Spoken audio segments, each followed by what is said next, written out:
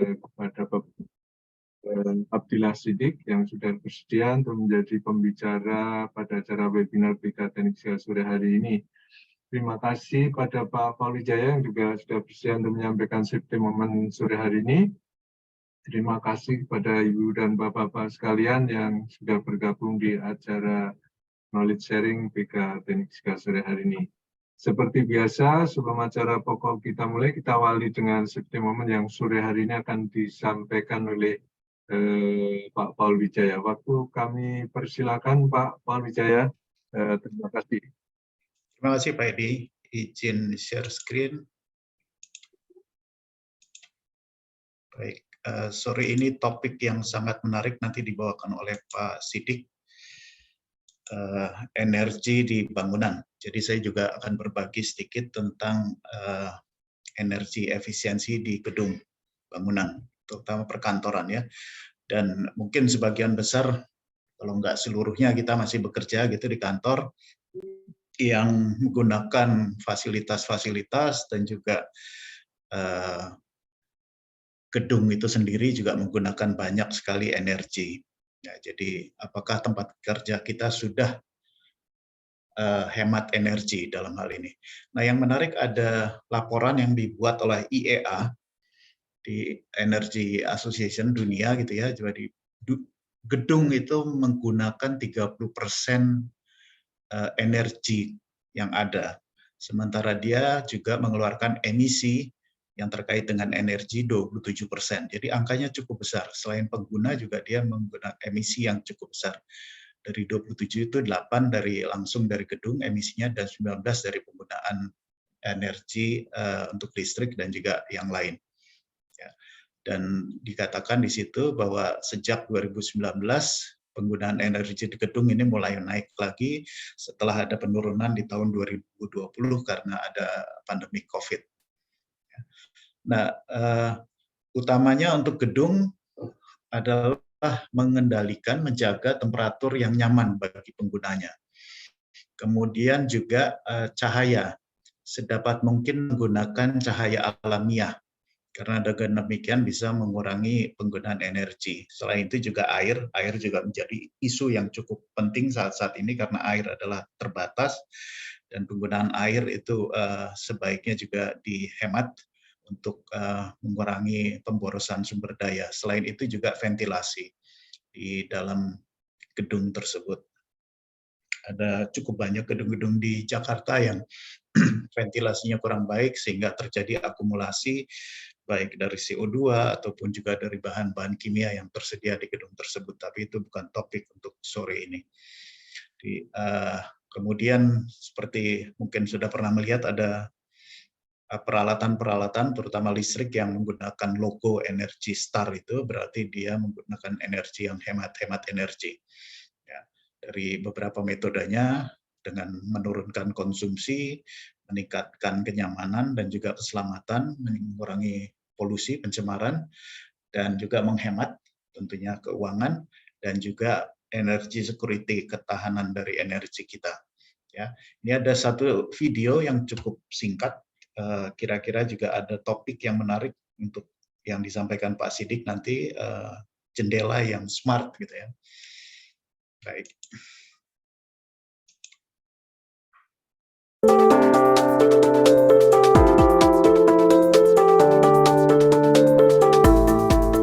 Here's a fact that might surprise you.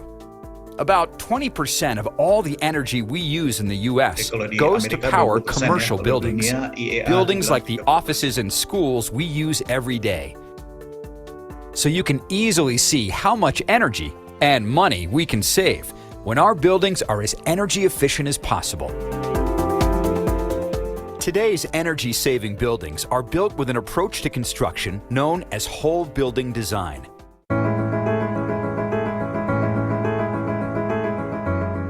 The whole building approach works a lot like designing and manufacturing an automobile.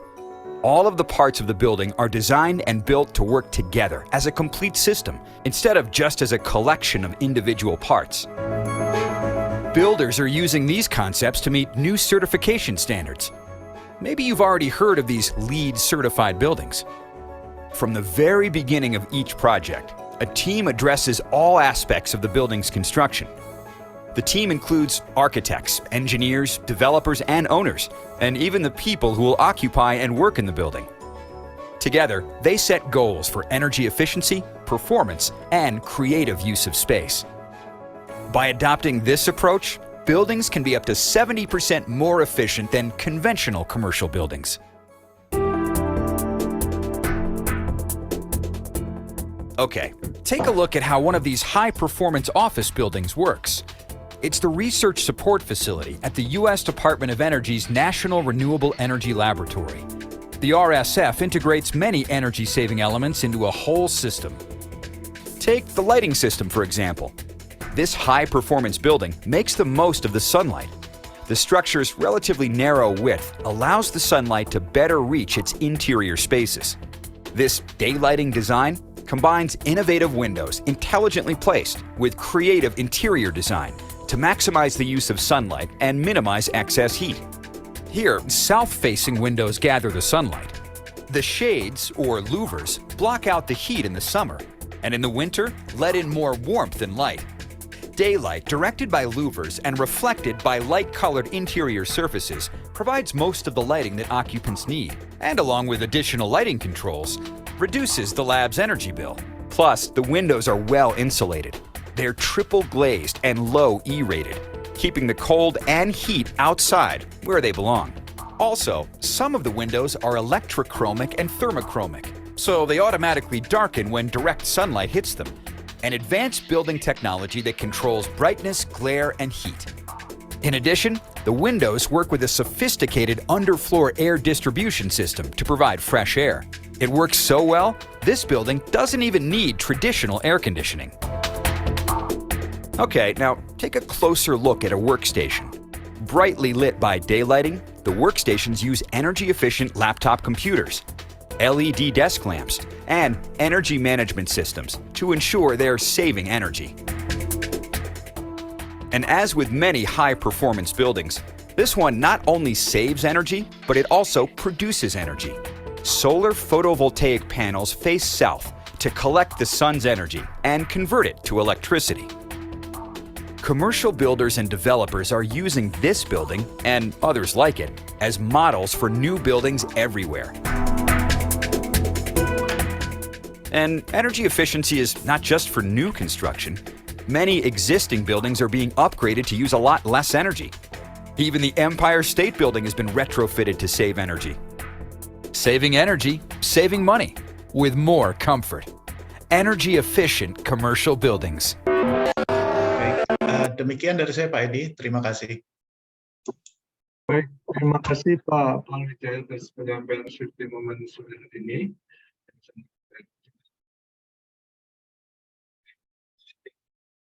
Nah, kita lanjutkan dengan acara pokok kita yang akan disampaikan oleh Pak Nur Abdillah Siddiq. Waktu kami persilakan, Pak. Terima kasih.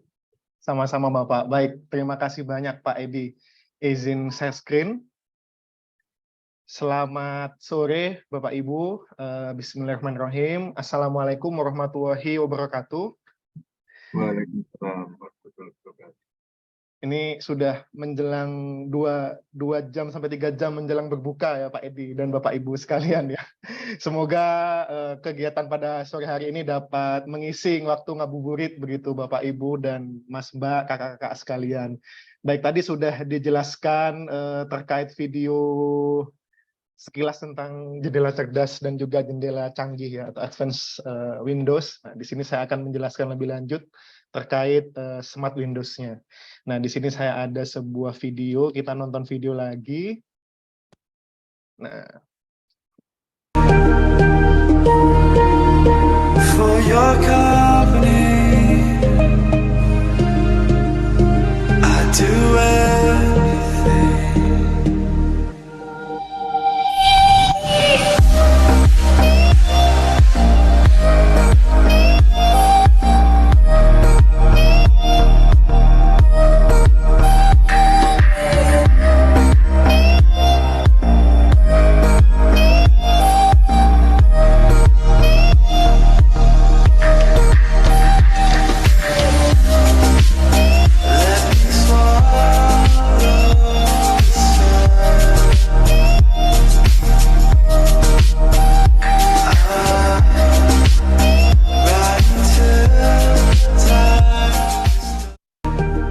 Baik, ini adalah salah satu video di kantor Badan Sandi Negara. Mungkin Bapak Ibu kalau sudah pernah ke kantornya, nanti akan bertemu dengan jendela model ini. Kita lihat bahwa jendelanya bisa berubah, Bapak Ibu. Jadi antara keadaan transparan dan keadaan translucent atau keadaan tidak transparan. Dan ini dikendalikan oleh arus listrik. Nah, jadi kita bisa mengatur apakah suatu kaca ini bisa transparan, tembus pandang, atau kacanya menjadi translucent atau tidak transparan begitu Bapak Ibu. Dan ini sudah dipasang begitu di BSSN. Nah, dan banyak juga perkantoran di Indonesia yang sudah menggunakan teknologi jendela cerdas ini. Jendela cerdas ini adalah salah satu jendela cerdas yang aktif Bapak Ibu, jadi perlu kontrol dari penggunanya. Sementara ada juga jendela cerdas yang sifatnya pasif.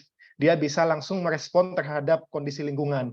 Misalkan temperatur tinggi begitu, dia akan berubah warna, atau karena pengaruh ultraviolet dia akan berubah warna tanpa perlu kontrol dari penggunanya, atau disebut juga jendela cerdas pasif. Nah, ini yang nanti akan saya bahas. Dan sebelumnya saya mengucapkan terima kasih kepada BKTF dan juga Pak Edi yang telah mengundang, karena kebetulan sekali Bapak saya sedang menulis bersama teman-teman di UGM itu menulis paper review tentang pemanfaatan jendela cerdas di negara tropis atau di daerah tropis. Nah, salah satunya kendala dalam penerapan jendela cerdas itu adalah kurangnya wawasan dari pemilik bangunan atau dari akademisi terkait potensi dari jendela cerdas ini. Nah, kita akan lihat bahwa jendela cerdas nantinya bisa menghemat konsumsi energi listrik itu sampai 18%. Ini berdasarkan simulasi yang tim kami lakukan. Kalau di global sendiri sudah ada yang melaporkan penghematan energi hingga 40%. Bayangkan Bapak Ibu biasanya mengeluarkan listrik 300.000 begitu ya per bulan untuk rumahnya, kemudian bisa hemat 40%, atau hematnya sekitar 120.000. Jadi Bapak Ibu hanya perlu membayar 180.000 saja begitu untuk listriknya, kalau listriknya tadi 300.000 per bulan. Nah, bagaimana kemudian jendela cerdas ini bisa menghemat energi listrik? Nah, ini akan saya bahas. Dan karena ini sangat luas topiknya Bapak Ibu dan bisa sangat teknis, maka izinkan saya untuk memberikan sharing terkait kulitnya saja begitu.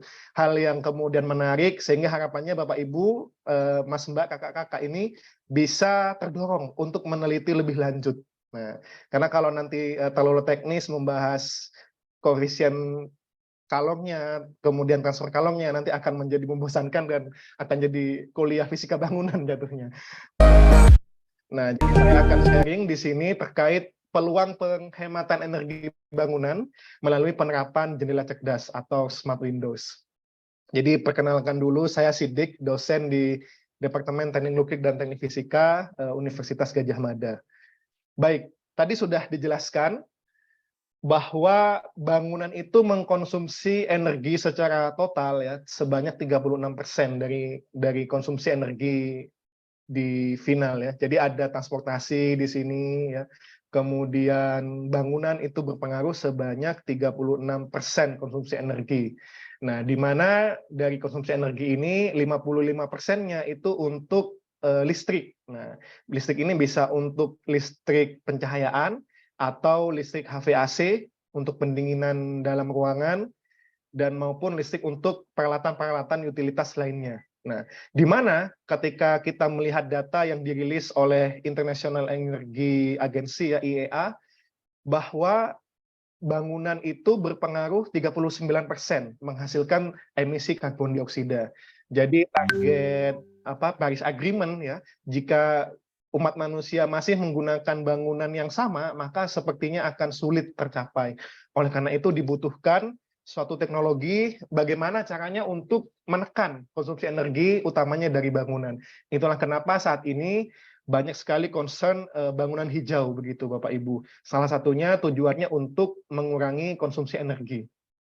Nah, jika kita berbicara tentang penghematan energi pada bangunan, maka kita akan mengenal 3 istilah ini Bapak Ibu. Ada yang pertama adalah konservasi energi. Nah, ini definisi dulu supaya kita memiliki persepsi yang sama. Jadi konservasi energi adalah pemanfaatan energi secara efisien dan rasional. Nah, tanpa mengurangi penggunaan energi yang memang benar-benar diperlukan. Jadi bagaimana caranya supaya bisa tetap nyaman begitu, jadi tidak merasa kepanasan dalam ruangan ya, tapi tidak mengkonsumsi energi yang banyak. Jadi kalau ada istilahnya dalam ruangan itu tidak nyaman, panas ya, tapi kemudian energinya rendah, nah itu tidak diinginkan Bapak Ibu. Yang diinginkan adalah bagaimana tetap mempertahankan kenyamanan, baik itu kenyamanan termal, kenyamanan pencahayaan, dan kenyamanan-kenyamanan lainnya, ya, kenyamanan akustik, tapi dengan tetap dengan menurunkan penggunaan energi. Nah itu adalah target dari konservasi energi. Nah, kemudian ada juga istilah efisiensi energi. Nah, di sini menggunakan lebih sedikit energi untuk mendapat jumlah output yang sama. Jadi output di sini bisa berupa karakteristik fisika, misalkan adalah temperatur begitu. Kemudian lux atau intensitas dari lampu atau intensitas dari pencahayaan. Nah, jadi bagaimana menggunakan energi yang lebih sedikit, tapi jumlah outputnya itu sama. Nah, dan ketika kita berbicara efisiensi energi pada bangunan, maka ada 3 cara atau 3 teknik. Yang pertama adalah dengan menyesuaikan arsitektur bangunannya, di mana di sini dapat dipecah lagi. Yang pertama menggunakan material insulasi. Jadi insulasi di situ adalah penahan kalor, Bapak Ibu. Kemudian ada lapisan kaca. Kenapa? Karena dari sekian banyak komponen bangunan ya, ada bata, kemudian ada atap, ada tembok, ada jendela. Ternyata yang paling tidak efisien itu adalah jendela. Jadi material kaca itu sangat mudah sekali menghantarkan kalor begitu Bapak Ibu. Jadi kalau ada kondisi kalor yang lebih tinggi, dia akan mudah masuk atau malah mudah keluar juga. Itulah kenapa kalau Bapak Ibu ke Eropa ya, biasanya di Jerman, di Inggris, itu sangat jarang sekali jendela hanya memiliki 1 lapis kaca. Biasanya jendela di sana itu ada 2 lapis, bahkan 3 lapis kaca begitu. Karena untuk meningkatkan itu tadi, kalor supaya tidak mudah terlepas ya, atau kalau tidak mudah masuk ke dalam bangunan. Sementara di Indonesia kita masih 1 lapis begitu, meskipun beberapa kantor dan beberapa universitas yang kemudian mengejar green building itu sudah mengubah lapisan 1 kacanya ya, seharusnya 1 lapis awalnya kemudian diubah menjadi 2 lapis atau 3 lapis. Nah, kemudian ada juga perangkat shading, ini menggunakan tirai Bapak Ibu atau teknologi penutup lainnya ya, kalau istilah teknisnya adalah fenestrasi begitu. Nah, itu ada berbagai macam juga, dan ada menggunakan atapnya, direkayasa atapnya. Nah, pada kesempatan ini saya akan membahas pada lapisan kacanya. Nah, ini jadi kita bisa menghemat energi pada bangunan dengan menyesuaikan arsitektur bangunannya, yakni dengan mengganti kaca yang 1 lapis menjadi kaca yang smart atau jendela cerdas. Nah, selain arsitektur tentu ada banyak, misalkan penggunaan teknologi hemat energi ya. Di sini menggunakan diintegrasikan misalkan dengan teknologi yang bisa menghasilkan energi dengan solar panel ya. Kemudian juga ada banyak berbagai macam teknologi hemat energi. Kemudian atau dengan mengurangi konsumsi energinya. Jadi misalnya ada di sana diletakkan sensor dan sebagainya sehingga lampu hanya akan menyala ketika ada penghuninya. Jadi jika tidak ada penghuninya nanti akan mati lampunya. Nah, itu termasuk gabungan dari penggunaan teknologi hemat energi dan juga pengurangan konsumsi energi secara operasional. Dan kita pada sore hari ini saya akan fokus pada lapisan kacanya atau lapisan fenestrasinya. Baik. Kenapa kemudian juga penting ya? Jadi selain untuk menghemat energi bangunan, ternyata ketika kita melihat jendela Bapak Ibu ya, nah biasanya kan untuk menahan cahaya yang berlebih itu kita tutupi dengan tirai. Nah, ternyata di masa pandemi tirai itu bisa berbahaya karena meskipun saat ini sudah tidak dalam pandemi, Bapak Ibu, dalam kondisi new normal, dan berdasarkan yang terbaru, ASN kan tidak diperkenankan untuk buka puasa dalam surat resminya kan karena kita menuju ke endemi begitu. Nah, ternyata tirai itu dapat menjadi tempat bersemayamnya bakteri, tempat hinggapnya bakteri. Nah, di sini berdasarkan hasil riset bahwa dari 13 tirai yang ada di rumah sakit, ternyata 12 tirai atau korden itu terkontaminasi dalam waktu 1 minggu. Dan kontaminasinya ini dari virus-virus yang berbahaya, misalkan dari MRSA, VRE, bakteri yang resistan pada antibiotik, dan sebagainya. Sehingga tirai di rumah sakit itu butuh untuk dibersihkan secara rutin. Nah, karena kain atau sejenisnya itu bisa menjadi tempat kontaminasi bakteri. Nah, dan hal ini diperkuat oleh penelitian lainnya bahwa bakteri atau patogen lebih tepatnya, virus dan bakteri berbahaya itu bisa bertahan di permukaan tirai dengan cukup lama begitu. Jadi kalau tidak dibersihkan ya, saluran bakteri atau virus di saluran pernafasan itu bisa bertahan selama beberapa hari. Dan COVID kan SARS-CoV-2 itu termasuk di saluran pernafasan, jadi bisa bertahan beberapa hari di tirai di jendela pada rumah sakit, dan kalau virusnya itu pada saluran pencernaan dapat bertahan selama 2 bulan. Nah, di sini kehadiran jendela cerdas itu bisa mengurangi hingga 100% penggunaan tirai. Jadi kita tidak perlu menggunakan tirai sama sekali, Bapak Ibu, jika menggunakan jendela cerdas. Tapi mungkin Bapak Ibu bertanya-tanya, kok belum diterapkan? Kok banyak rumah sakit yang belum memakai teknologi jendela cerdas? Nah, nanti akan saya bahas kendalanya. Salah satunya adalah biayanya yang sangat mahal, Bapak Ibu ya. Nah, jadi tapi kalau semua orang, katakanlah banyak akademisi yang meneliti, kemudian banyak industri yang bergerak di sana, saya yakin bahwa suatu ketika harga atau nilai keekonomisan dari jendela cerdas itu akan meningkat. Harganya bisa ditekan dan harapannya bisa bersaing dengan teknologi-teknologi yang bisa dijangkau oleh industri dan juga masyarakat.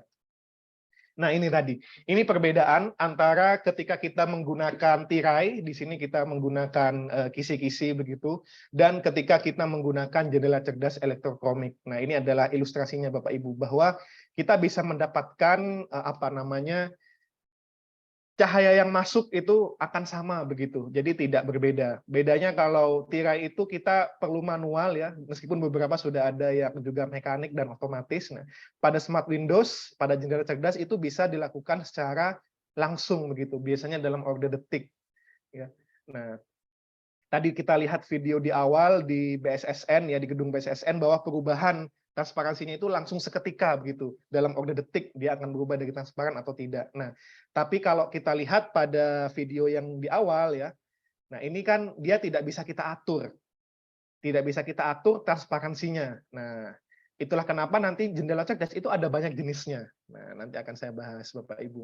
Nah, kalau pada elektrokromik, nah itu bisa diatur tingkat transparansinya. Jadi kita bisa ingin dapat transparansi berapa begitu.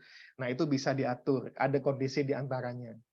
Nah, jadi ini pengantar dari saya. Kemudian kalau kita melihat proyeksi tentang CAGR atau Compound Annual Growth Rate dari Smart Windows itu akan terus meningkat Bapak Ibu, karena tadi banyak masyarakat yang mulai sadar tentang konservasi energi dan juga efisiensi energi, dan juga banyak perusahaan-perusahaan yang berlomba-lomba untuk menurunkan biaya operasional, terutama dalam hal energi listrik, dan juga banyak insentif begitu ya, di negara-negara maju, bahwa bangunan yang dia terakreditasi green, dia akan mendapatkan privilege tertentu begitu. Dan juga adanya rating bangunan, nah itu juga mendorong implementasi dari Smart Windows. Nah, jadi akan mencapai 117,56 triliun di tahun 2025 dengan peningkatan sebesar 16,6%. Nah, tadi di Indonesia itu sudah ada perusahaannya Bapak Ibu, Smart Film Indonesia, namun masih impor. Jadi perusahaan tersebut fokus pada instalasi pemasangan di kantor. Untuk materialnya sendiri kita masih impor, padahal kalau secara bahan baku kita punya. Karena bahan bakunya salah satunya adalah timah, dan Indonesia adalah negara penghasil timah terbesar kedua setelah Cina di dunia. Harusnya ya kita bisa untuk menjadi produsen dari Smart Windows. Namun butuh waktu yang panjang dan butuh partisipasi dari Bapak Ibu, kakak-kakak, dan mas-mbak semua. Nah, kenapa kemudian jendela cerdas bisa menghemat energi? Karena bisa meminimalkan kerugian termal tadi. Jadi dengan penggunaan jendela cerdas yang awalnya kerugian termalnya besar ya, karena sifatnya atau kalau dalam parameter fisiknya itu adalah U value ya, atau secara sederhananya adalah kemampuan untuk meneruskan energi termalnya itu sangat besar. Nah, menggunakan Smart Windows itu bisa dikurangi Bapak Ibu. Sehingga kalau kerugian termalnya berkurang, maka beban dari HVAC itu berkurang. Sehingga kalau beban HVAC berkurang, maka penggunaan AC ya, pendingin, blower dan sebagainya bisa dikurangi. Yang kedua adalah dengan menggunakan Smart Windows kita bisa mengoptimalkan pencahayaan alami. Jadi jadi pada Smart Windows kita bisa mengatur kondisi di antaranya ya. Nah, jadi kita ketika terlalu terang katakanlah, nah kita bisa mengatur. Sehingga kalau tirai itu dia memblok seluruh sinar matahari ya. Nah, dan bisa menyebabkan silau ya. Kalau menggunakan jendela cerdas kita bisa mengatur kapan kemudian transparansinya sehingga cahaya matahari dari luar itu tidak membuat kita silau. Sehingga kalau kita menggunakan Smart Windows kita bisa meminimalkan begitu penggunaan pencahayaan dalam ruangan. Dalam hal ini meminimalkan penggunaan lampu sehingga bisa menurunkan energi listrik. Yang ketiga adalah dengan karena kemudian secara temperatur nyaman, kemudian secara pencahayaan juga nyaman, maka itu akan meningkatkan kenyamanan dari penghuni di dalamnya. Nah, dan dapat Bapak Ibu lihat bahwa tren dari bangunan-bangunan di metropolitan itu kan sekarang semuanya terbuat dari kaca, Bapak Ibu ya. Nah, biasanya kacanya itu kaca stop sol. Nah, itu belum bisa dikategorikan sebagai Smart Windows. Masih kategorinya adalah Advanced Windows atau jendela canggih begitu. Nah, karena kalau Smart Windows dia bisa merubah transparansi. Jadi yang awalnya tidak transparan bisa berubah jadi putih atau bisa berubah jadi biru biasanya atau bisa berubah jadi kuning. Nah, jadi ada perubahan warna secara sederhananya. Nah, itu baru kemudian dikategorikan sebagai Smart Windows. Namun di sini Smart Windows masih memiliki banyak kekurangan. Tadi saya menyebutkan salah satunya adalah mahal, Bapak Ibu ya. Bayangkan kami impor begitu dari Cina, itu 1 meter persegi itu 5 juta harganya. Untuk jendela PDLC itu hanya lapisannya saja Bapak Ibu seperti film begitu, belum kacanya ya, belum bingkainya. Sehingga kalau kemudian itu ditambahkan itu bisa 8 juta sendiri dengan bingkainya 7 juta lah.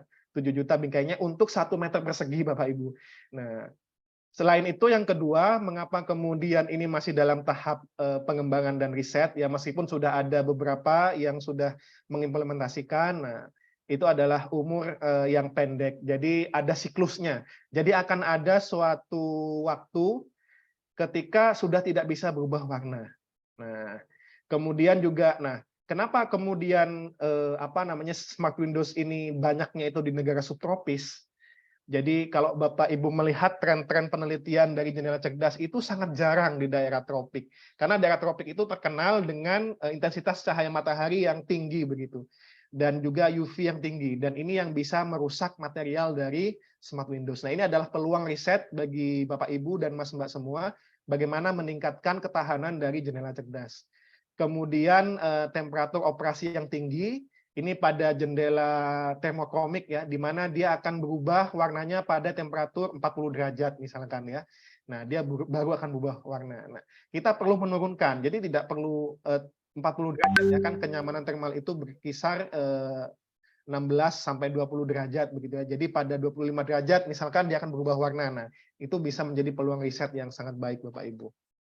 Baik. Nah, jadi jendela cerdas itu bisa dikelompokkan menjadi 2 kategori. Ada yang pasif, di mana pasif ini dia bisa berubah transparansinya secara otomatis begitu, menyesuaikan dengan kondisi lingkungan. Ada yang fotokromik, artinya dia akan berubah warna karena pengaruh cahaya, ya lebih tepatnya adalah cahaya UV. Nah, dan ini sudah banyak sekali dipakai di kacamata Bapak Ibu, mungkin ada yang menggunakan kacamata fotokromik ya. Dia akan berubah menjadi hitam begitu ketika terkena sinar UV. Nah, saya ada kisah menarik Bapak Ibu terkait fotokromik. Waktu itu saya pernah membeli kacamata fotokromik. Kemudian saya letakkan begitu di dashboard mobil yang langsung terkena sinar matahari. Ternyata tidak berubah warnanya ya. Sempat saya ingin kembalikan, apakah kacamata saya itu rusak begitu ya? Kok terkena sinar matahari tidak rusak ya? Ternyata setelah saya telisik, oh ternyata dari kaca mobil itu dia sudah mengurangi UV. Jadi meskipun ada sinar matahari, tapi tidak ada sinar UV-nya dalam sinar matahari itu dia tidak bisa merubah warna dari fotokromik. Nah, jadi ketika kemudian saya pakai dalam ruang terbuka, baru dia akan berubah warnanya menjadi hitam. Nah, jadi kacamata fotokromik dia akan berubah warna bukan karena cahaya ya, tapi karena sinar UV. Kemudian ada termokromik, dia akan berubah karena temperatur. Nah, jadi kalau temperaturnya sudah tercapai, dia akan berubah warna. Biasanya ini terjadi pada muk-muk ya, yang sering kita lihat di sekitar kita ya. Ada muk atau cangkir atau gelas yang dia akan berubah warna ketika berikan air panas begitu. Nah, itu adalah salah satu contoh dari termokromik. Nah, dua teknologi ini itu juga bisa dipakai pada jendela. Nah, itu adalah jendela pasif begitu, jendela cerdas pasif. Kemudian juga ada jendela cerdas yang aktif. Di sini aktif artinya dia membutuhkan peran dari pengguna, dari user. Jadi Bapak Ibu bisa menyalakan dan mematikan jendela cerdas itu. Kalau pada pasif, Bapak Ibu tidak bisa menyalakan dan mematikannya kalau tidak memberikan stimulus yang sesuai. Misalkan tadi fotokromik, dia baru bisa tidak transparan ya kalau diberikan sinar UV. Nah, kalau yang aktif ini kita bisa mengendalikan dengan mudah dengan memberikan arus listrik, Bapak Ibu. Nah, ada 3 kategori, ada elektrokromik ya, di mana di sini digunakan listrik DC atau searah dan kita bisa atur transparansinya. Kemudian yang kedua ada SPD, Suspended Particle Device. Nah, ini menggunakan listrik AC. Di sini kita juga bisa mengatur transparansinya. Dan ada PDLC, Polymer Dispersed Liquid Crystal. Ini biasanya hanya 2 warna, on-off saja. Warna transparan atau tidak transparan, dan ini menggunakan listrik AC.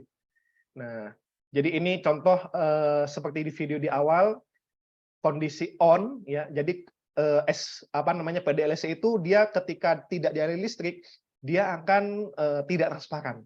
Tapi ketika dialiri listrik, baru dia akan transparan. Nah, ini Bapak Ibu juga sudah bisa menjumpainya di hotel-hotel bintang 5 begitu ya, biasanya di kamar mandinya begitu.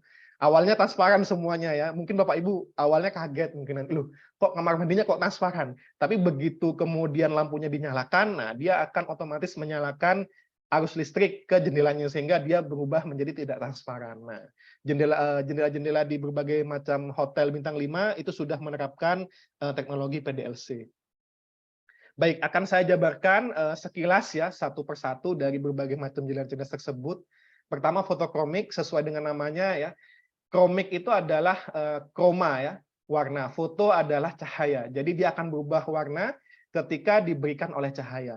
Cahaya ini ada banyak spektrumnya Bapak Ibu, ada cahaya UV ya dengan panjang gelombang kurang dari 300 nanometer, kemudian ada cahaya tampak ya dari 300 sampai 700, kemudian ada infrared dan sebagainya.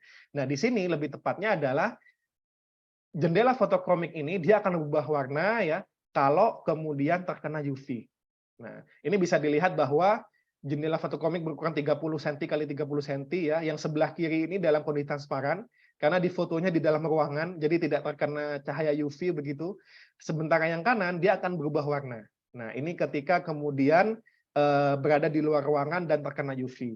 Nah, materialnya ada 2 untuk mewujudkan jendela fotokromik ini, ada material organik ya, yakni dari golongan diarylatens dan fulgid derivatif atau turunan dari fulgid. Dan kemudian ada juga yang peneliti yang mengembangkan material non-organik dari transition metal oxide yang meliputi dari tungsten oxide, titanium oxide, molybdenum oxide, vanadium oxide, dan niobidium oxide ya. Nah, ini logam tanah jarang ya, dan Indonesia sangat kaya begitu akan potensi logam tanah jarang. Selain senyawa logam transisi, ada juga logam halida ya, dan juga senyawa logam tanah jarang. Biasanya pada penelitian dan juga yang sudah komersil itu menggunakan tungsten oxide atau WO3 Bapak Ibu.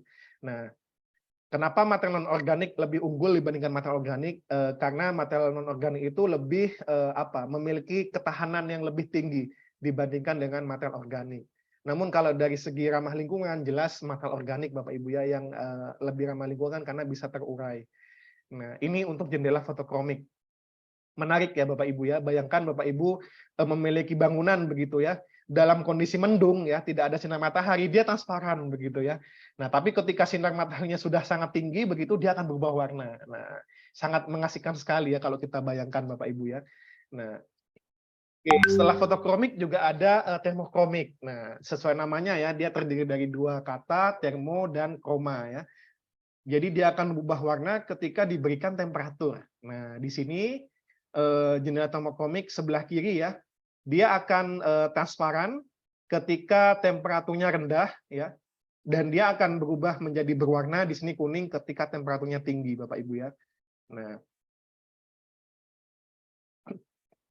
Oke, jadi di sini dia bukan karena UV, tapi dari kalor dari yang dibawa oleh sinar matahari. Berarti kalau kalor itu kan biasanya pada spektrum inframerah ya. Nah, jadi kalau kebalikannya tadi fotokromik itu pada UV ya. Nah, kalau termokromik ini pada inframerah. Jadi kalau dia terkena kalor, dia akan berubah warnanya, tapi kalau tidak dia akan tetap transparan. Nah, jenis materialnya ada banyak, Bapak Ibu, ada vanadium oxide VO2, kemudian ada hidrogel, kemudian ada kristal cair dan ada perovskite. Beberapa struktur perovskite juga menunjukkan sifat termokromik. Nah, di antara berbagai macam jenis jendela cerdas ya, yang paling sesuai diterapkan di Indonesia setelah kami pelajari itu adalah jenis jendela termokromik, Bapak Ibu. Karena Indonesia memiliki temperatur yang lebih tinggi begitu, dan di negara tropis ya khususnya, di mana kemudian sinar temperatur yang menjadi concern utama dari kenyamanan ruangan. Nah, jadi dan dibandingkan juga dengan jendela cerdas jenis lainnya, jendela cerdas termokromik ini yang paling banyak diteliti. Karena pertama memiliki ketahanan yang lebih kuat begitu. Jadi dibandingkan fotokromik ya. Nah, dia lebih cepat rusak karena kita lihat bahwa semua material ya jika terpapar UV itu dia bisa berubah warna, Bapak Ibu ya. Tidak perlu jendela apa begitu ya. Misalkan polimer begitu, dia akan mengalami perubahan warna seketika sering terpapar oleh UV. Nah, itulah kenapa kemudian banyak digunakan jendela termokromik karena memiliki ketahanan yang lebih tinggi dibandingkan fotokromik. Nah, nanti akan dijelaskan lebih lanjut ya hasil penelitian dari kelompok kami di UGM begitu yang meneliti tentang pemanfaatan termokromik. Namun studinya masih simulasi, Bapak Ibu. Karena masih menuju proses begitu, kami ingin proof dulu apakah secara simulasi terbukti bahwa jendela cerdas termokromik ini bisa menghemat energi bangunan atau tidak. Baru setelah simulasinya kokoh begitu, baru akan masuk pada tahap fabrikasi dan perakitan. Nah, ini saya mengutip dari artikel ilmiah peneliti lain, Bapak Ibu. Baik.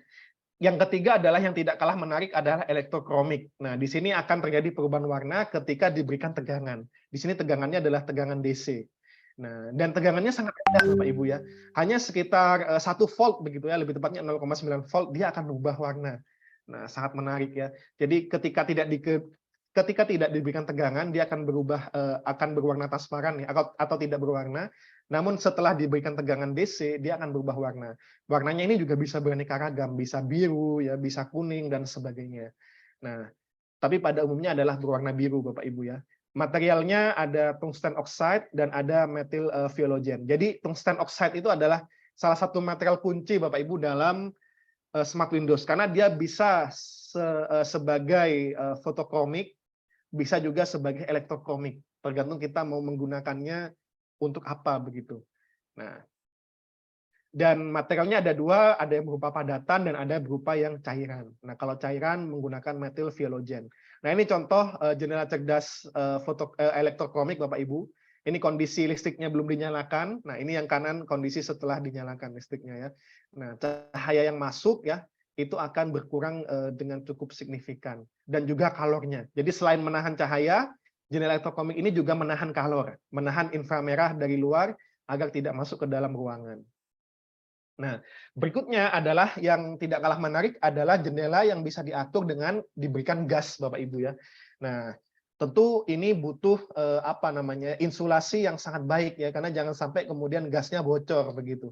Nah, di sini jendela yang bisa berubah warna karena paparan gas itu disebut dengan jendela cerdas gasokromik. Ya, nah, ini peneliti dari Tiongkok atau Cina meneliti jendela gasokromik ya. Di sebelah kiri ini tidak dialergi gas, dia akan berwarna transparan, tapi ketika dialergi gas dia akan berubah warna. Nah, secara struktur ini lebih sederhana dibandingkan dengan elektrokromik ya. Karena kalau elektrokromik ini seperti baterai sebenarnya konsepnya ya. Jadi ada katoda, ada anoda, dan bagian anodanya yang akan berwarna begitu Bapak Ibu. Nah, yang lebih sederhananya itu dari gasokromik, tapi dia membutuhkan gas untuk bisa berubah warna. Materialnya juga lagi-lagi tungsten oxide ya. Jadi tungsten oxide ini memiliki peran sentral begitu dalam jendela cerdas. Kemudian ada MOO3 atau molybdenum oxide, ada NiO2 dan ada senyawa logam tanah jarang, misalkan magnesium niobidium oxide. Nah, di sini gasnya dicampur dengan argon, Bapak Ibu ya. Nah, 4% H2 dari argon begitu. Nah, selain gasokromik, kemudian yang tadi di awal itu menggunakan jenis PDLC, menggunakan polimer yang terdistribusi dalam kristal liquid ya. Nah, jadi agak rumit ya, polimer disperse liquid kristal. Jadi prinsip kerjanya adalah, jadi di dalam lapisan ini ada kristal begitu Bapak Ibu ya, kristal yang terdispersi di dalam polimer ya, atau yang tersebar di dalam polimer. Nah, ketika tidak dialiri listrik, kristalnya itu dia dalam kondisi tidak beraturan begitu ya. Nah, karena tidak beraturan, dia akan berwarna, dia akan tidak transparan. Nah, ini sebelum yang di bawah ini sebelum dialiri tegangan listrik ya. Dia menjadi tidak beraturan orientasinya ya. Nah, setelah dialiri tegangan listrik ya, ini ada katoda dan ada anodanya ya, ada kutub-kutubnya. Nah, kristalnya itu akan menyesuaikan diri sehingga dia bisa rapi begitu ya. Nah, bisa tersusun dengan baik sehingga cahaya bisa lewat. Nah, itulah kenapa kemudian ketika dialiri listrik dia menjadi transparan. Nah, dan jenis materialnya ada dua, ada kristal cair nematik dan ada kristal cair smektik. Nah, apa perbedaannya ya? Kalau pada nematik molekul penyusunnya itu bergerak kurang beraturan ya, dan terbatas pada bidang lapisan. Tapi pada nematik ini ya, pergerakan secara kalau kita lihat ya, dia menjadi lebih transparansinya lebih rendah dibandingkan dengan smektik ya. Nah, karena kalau smektik ini dia bisa lebih bergerak lebih leluasa begitu sehingga lebih bersifat transparan begitu Bapak Ibu ya. Nah, kalau dari lapisannya ya, di sini ada dua lapis ya. Jadi ada lapisan konduktor transparan ya, dan ada PDLC-nya Bapak Ibu ya, kristal cair yang terdistribusi di dalam polimer ya. Nah, dan di sini ada katoda dan ada anodanya sehingga kemudian dia bisa menghasilkan perubahan warna pada kristal cairnya.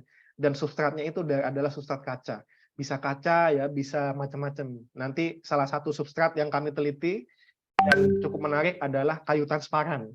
Jadi kalau kayu yang Bapak Ibu biasanya lihat itu dia tidak transparan, nah kami di UGM memfabrikasi bagaimana untuk menjadikan kayu itu bisa menjadi transparan begitu Bapak Ibu. Harapannya nanti bisa menjadi substrat bagi jendela cerdas. Oke, nah ini juga yang tidak kalah menarik adalah SPD atau Suspended Particle Device. Jadi di sini ada partikel yang tersuspensi. Bedanya dengan PDLC, kalau tadi PDLC dia dalam kondisi listrik mati, dia tidak berwarna. Nah, pada SPD ini dia kebalikannya Bapak Ibu ya. Nah, dia akan berwarna ya ketika tidak dialiri listrik ya. Nah, tapi kemudian jika dia akan transparan ketika dialiri listrik. Nah, ini adalah contoh perbedaannya, di mana secara struktur dia lebih sederhana. Di sini ada lapisan EVA atau disebut juga etilen vinil asetat ya. Nah, ini untuk pelengkap dari struktur SPD-nya.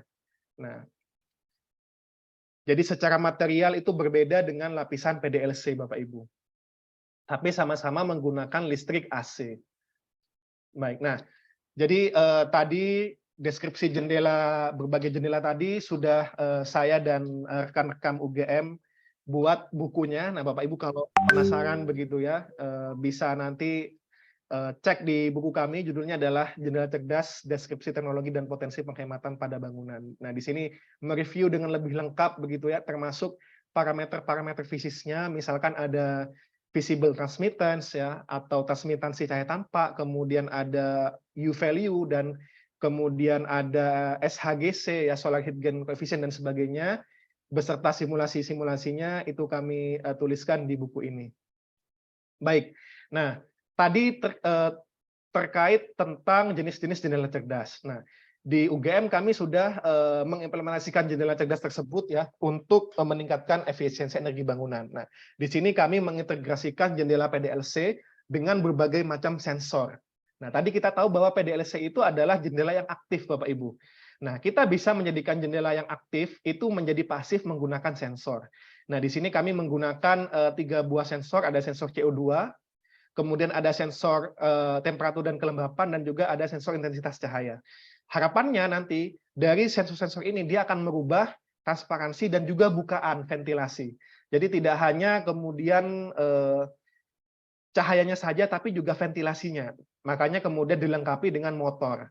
Misalkan konsentrasi CO2 di dalam ruangan itu tinggi begitu ya, maka kemudian jendela ini secara cerdas dia akan membuka sendiri ventilasinya, sehingga di sana ada pertukaran air change ya, pertukaran udara antara luar ruangan dan di dalam ruangan. Nah, kemudian misalkan temperaturnya tinggi begitu ya, nah dia akan berubah warna dan juga akan membuka motornya. Atau cahaya di luar itu sangat menyilaukan begitu dari pengukuran intensitas optiknya, cahayanya. Nah, maka sensor akan mengubah supaya kemudian dia berubah menjadi tidak transparan, Bapak Ibu. Nah, ini realisasinya ya, dan dipasang di rumah saya di lantai 2 begitu. Nah, jadi ini tadi saya menjelaskan di awal bahwa ini ukurannya 1 meter kali 1 meter, dan satu jendela ini lapisannya itu 5 juta, Bapak Ibu, PDLC, impor kami dari Tiongkok. Dan ini dipasang begitu dalam substrat kaca dan kemudian ada bingkai aluminium. Nah, di sini dapat dilihat ketika kondisi menyala ya, dia akan transparan sehingga kita bisa melihat pot yang ada di belakang ini. Tapi kalau keadaan tidak dialiri listrik, dia akan keadaan off. Nah, di sini dilengkapi dengan motor sehingga kalau misalkan ada tadi CO2-nya dia besar dalam ruangan ya, melebihi sekian ppm ya. Nah, dia akan membuka. Nah, dan itu bisa kita lihat juga berbagai parameternya melalui aplikasi di smartphone. Nah, misalkan kita ingin tahu berapa kelembapannya, kemudian temperaturnya, ya CO2-nya dan seterusnya, intensitas cahayanya. Nah, itu bisa kita ketahui melalui aplikasi yang ada di smartphone. Jadi ini dibuat dengan konsep IoT. Jadi di sana ada modul IoT-nya sehingga kami bisa mendapatkan data ya kapanpun dan dimanapun, selama masih ada listrik dan juga ada internet, Bapak Ibu. Nah, kemudian kami juga melakukan pengujian konsumsi listriknya. Jadi kalau jendelanya saja ya, itu berapa konsumsi energi listriknya. Kalau kemudian jendela dan motornya berapa, atau ketiganya, jendela, motor, dan sensor-sensornya begitu. Nah, ternyata cukup murah, Bapak Ibu, dengan pengukuran kWh meter ya dari jendela. Nah, ternyata dalam 1 bulannya untuk 1 meter persegi itu untuk jendela PDLC saja hanya 1.743. Kalau dengan motor dan IoT-nya itu Rp3.000. Nah, ini berdasarkan perhitungan yang kami lakukan menggunakan alat ukur untuk menghitung daya yang dikeluarkan oleh jendela cerdas tersebut. Sehingga ketika kami kemudian menggunakan data tersebut untuk menghitung berapa besar penghematan yang bisa diraih, di sini kami menggunakan tipe ruangan sederhana dengan lebar dengan tinggi 3,5 meter, kemudian panjang kali lebarnya adalah 4x4 ya, dan juga proporsi jendela terhadap temboknya ya atau windows to wall ratio-nya adalah 40%. Kemudian kami simulasikan menggunakan cuaca di Jakarta dari Soekarno-Hatta di tahun 2018. Ini adalah perhitungannya dan kami menggunakan software simulasi Google SketchUp dan juga Energy Plus. Didapatkan bahwa besarnya penghematan ketika menggunakan kaca biasa dengan kaca PDLC itu bisa 1.182 per 1.100.000 per tahunnya, Bapak Ibu ya, atau kalau dibagi 12 sekitar 100.000 per tahunnya ya. 100.000 per bulannya, mohon maaf, 100.000 per bulannya dengan model jendela seperti ini. Nah, oke, baik, itu terkait dengan jendela cerdas, Bapak Ibu. Nah, tadi saya menjelaskan bahwa substrat yang dipakai dalam jendela cerdas adalah kaca. Nah, kaca di sini dia sendiri sebenarnya sudah bermasalah, Bapak Ibu, karena kaca itu dia memiliki koefisien termal yang tinggi begitu. Dia kemampuan untuk menghantarkan kalornya itu sangat tinggi. Nah, Sehingga peneliti berlomba-lomba untuk mengganti kaca dengan material lain. Kira-kira apa begitu? Material yang bisa transparan tapi dia memiliki koefisien termal yang rendah begitu, sehingga dia tidak mudah untuk meloloskan kalor begitu. Nah, dari sekian banyak kandidat, salah satunya adalah kayu, Bapak Ibu. Nah, itulah kenapa ya kalau Bapak Ibu melihat di sejarah Indonesia ya kan banyak sekali rumah-rumah tradisional itu dia menggunakan kayu. Dan sangat nyaman sekali ya. Kayu itu kalau kita panas kita tidak kepanasan dan ketika kita dingin tidak kedinginan. Nah, karena kayu memiliki kapasitas penyimpanan termal yang tinggi. Nah, itulah kenapa banyak rumah-rumah tradisional itu menggunakan kayu ya, karena salah satunya itu. Nah, dan saat ini trennya adalah untuk menggantikan kaca ya, selain termalnya tadi yang buruk, juga kaca itu ketika pecah dia berbahaya. Dia shatter ya bahasa Inggrisnya ya. Dia bisa hancur berkeping-keping dan bisa membahayakan. Jadi dari segi safety dia berbahaya Bapak Ibu ya, dan juga tajam. Nah, kalau kayu ya ketika dia pecah, dia pecahnya tidak berkeping-keping karena di situ ada serat yang mengikat, ada selulosanya. Nah, sehingga dari segi keamanan kayu juga lebih aman dibandingkan dengan kaca. Itulah kenapa banyak penelitian saat ini ya untuk menggantikan kaca itu menggunakan kayu transparan. Jadi dapat Bapak Ibu lihat bahwa di sebelah kiri ini adalah kayu yang belum diproses begitu dan masih tidak transparan, kemudian diubah menjadi kayu yang transparan. Nah, ini adalah bentuk dari kayu yang transparan Bapak Ibu dapat dilihat ya. Oke. Ini nah kenapa kemudian digunakan kayu ya? Karena kayu memiliki densitas yang rendah, jadi lebih ringan dibandingkan kaca begitu. Kemudian modulus yang tinggi. Nah, kayu memiliki elastisitas yang lebih tinggi dibandingkan dengan kaca, jelas ya. Kemudian kekuatan yang lebih tinggi, ketangguhan yang lebih tinggi, dan konduktivitas termal yang lebih rendah dibandingkan dengan kaca. Nah, dan juga Indonesia memiliki luas hutan sekitar 98 juta hektar ya. Nah, sehingga berlimpah begitu ketersediaan kayu di Indonesia. Dan itu bisa kemudian diolah untuk menjadi kayu transparan. Nah, bagaimana cara mengolahnya? Nah, di sini ada dua kata kunci Bapak Ibu, ada delignifikasi. Nah, karena kayu itu mengandung lignin, jadi mengapa kayu bisa berwarna coklat? Karena ada lignin di sana. Nah, lignin itu yang ibaratnya adalah lem pada kayu. Yang mengikat selulosa pada kayu itu adalah lignin. Nah, sehingga cara untuk menjadikan kayu itu transparan itu dijadikan atau dihilangkan ligninnya atau disebut juga delignifikasi. Nah, kemudian supaya kalau hanya delignifikasi, kayu itu akan berwarna putih, Bapak Ibu. Nah, bagaimana supaya bisa berwarna bening? Nah, perlu disuntikkan atau diinfiltrasi polimer. Jadi dimasukkan polimer. Nah, sehingga kemudian nantinya bisa menjadi transparan. Nah, ini adalah metode penelitian yang kami lakukan dan kemarin sudah menjadi skripsi mahasiswa. Saat ini sudah lulus mahasiswanya dan rencana akan kemarin ya. Ini ada hadir tidak ya, Mas Kevin ya? Nah, Mas Kevin kemarin hadir juga ya Mas Kevin di sini ya, Mas Kevin Hendinata. Saya hello Mas. Nah, Mas Kevin ini nanti akan meneruskan begitu penelitian di Eropa. Kemarin sudah diterima beasiswa Erasmus Mundus, Bapak Ibu, dan September akan berangkat ke Eropa. Nah, salah satunya topiknya adalah di akustik. Nah, semoga nanti bisa dikaitkan juga dengan bagaimana akustik dari kayu transparan ini. Nah, jadi prosesnya seperti ini dari kita mempreparasi kayunya, yakni dengan membuat kayunya tipis begitu, biasanya ketebalannya dalam order milimeter, bisa 0,6 ya, atau bisa lebih tipis lagi. Nah, kemudian setelah itu dihilangkan ligninnya dengan proses delignifikasi. Di sini ada pengaruh kimia. Kemudian setelah itu ada impregnasi polimer, atau bagaimana polimer itu bisa disuntikkan dalam bahasa sederhana ya. Nah, impregnasi polimer, nanti akan ada polimerisasi, dan juga supaya bisa lebih tahan lama nanti akan dipanaskan, ada perlakuan termal ya, kemudian juga dihaluskan dan sebagainya. Nah, ini adalah proses singkat dari bagaimana mengubah kayu yang awalnya tidak transparan menjadi transparan. Nah, ini contoh penelitian yang kami lakukan menggunakan 4 jenis kayu, ada kayu mahoni, kemudian ada kayu sungkai, mindi, dan kayu maple. Nah, di sini dapat kita lihat bahwa dari 4 jenis kayu ini, yang memiliki transparansi paling tinggi itu adalah kayu mahoni dan juga kayu maple. Nah, sehingga kemudian 2 kayu itu kami cek kemampuan untuk pendinginannya ya.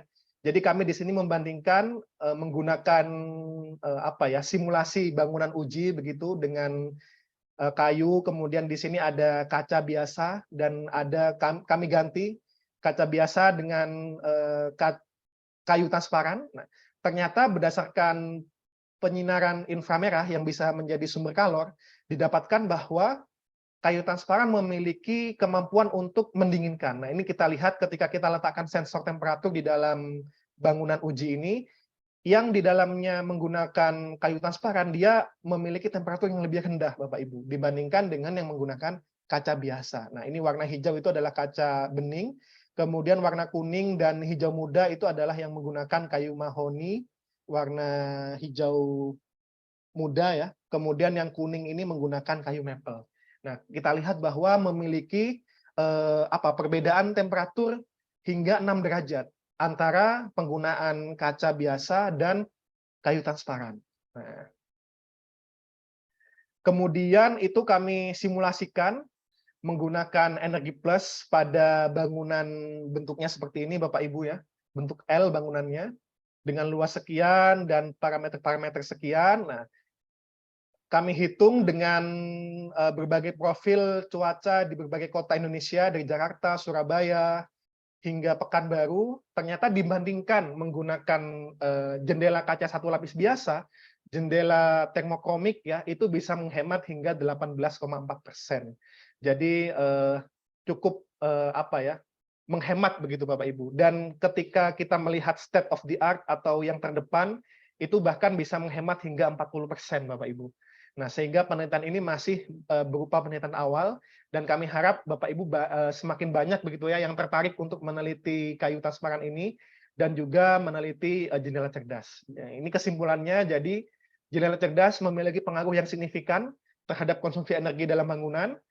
Nah, teknologi ini melakukan penghematan energi dengan mengendalikan iradiasi matahari dengan mengurangi beban listrik puncak hingga 18% dengan pengaturan HVAC dan juga pencahayaan alami.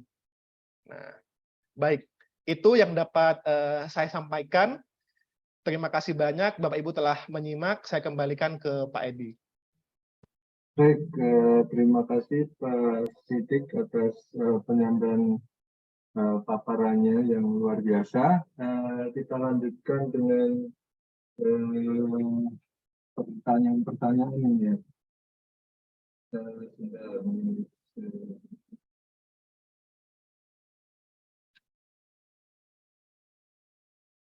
Oke, saya ini aja pakai yang ini. Harus.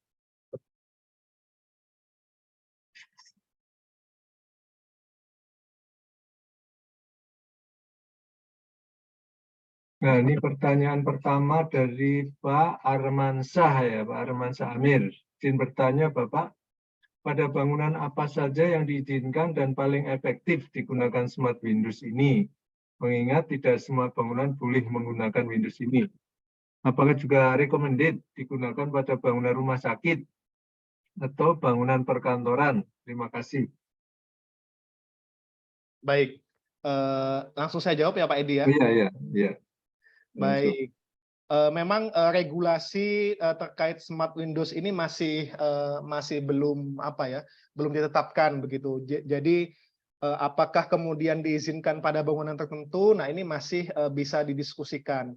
Namun sejauh yang saya tahu, contohnya tadi ya, di awal itu sudah dipakai di gedung BSSN ya, Badan Siber dan Sandi Negara itu sudah dipakai. Kemudian di berbagai macam perkantoran lainnya. Nah, ini saya coba tampilkan di salah satu perusahaan ya yang mengimplementasikan Smart Windows ini. Bukan perusahaan saya Bapak Ibu ya. Nah, itu sudah banyak perusahaan ini menerapkan di berbagai perkantoran. Bapak Ibu nanti bisa mengecek ya. Ini saya juga tidak mempromosikan begitu ya. Karena di sini bagus begitu ada hasil pekerjaannya. Nah, namanya adalah Smart Film Indonesia. Nah, di sini sudah misalkan ini ya, sudah dipasang di BRI Finance ya. Nah, jendela cerdasnya ya.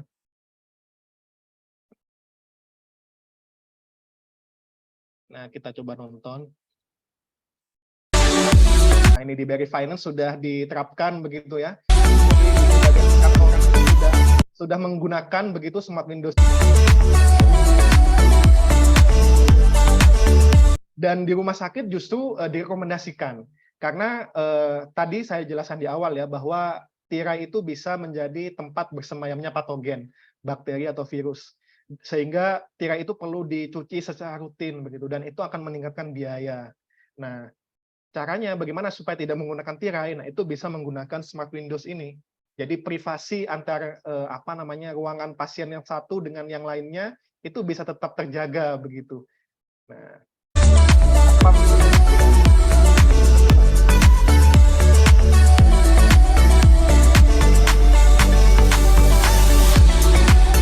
menarik sekali Bapak Ibu ya. Jadi selain ini dapat sebagai privasi ya, ini juga dapat digunakan nanti sebagai proyektor. Jadi pada dinding-dinding perkantoran itu sudah tidak lagi menggunakan kain proyektor begitu ya. Bisa langsung kemudian diproyeksikan ke jendela cerdas ini.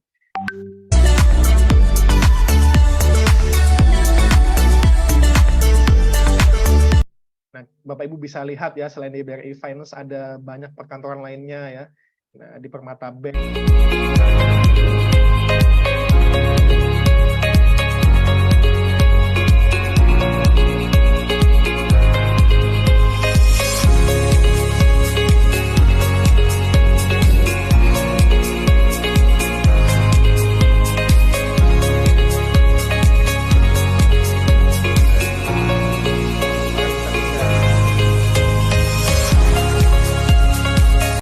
Jadi untuk regulasinya setahu saya ya, sepanjang pengetahuan saya itu belum ada. Apakah kemudian Smart Windows ini hanya boleh dipakai di bangunan tertentu ya?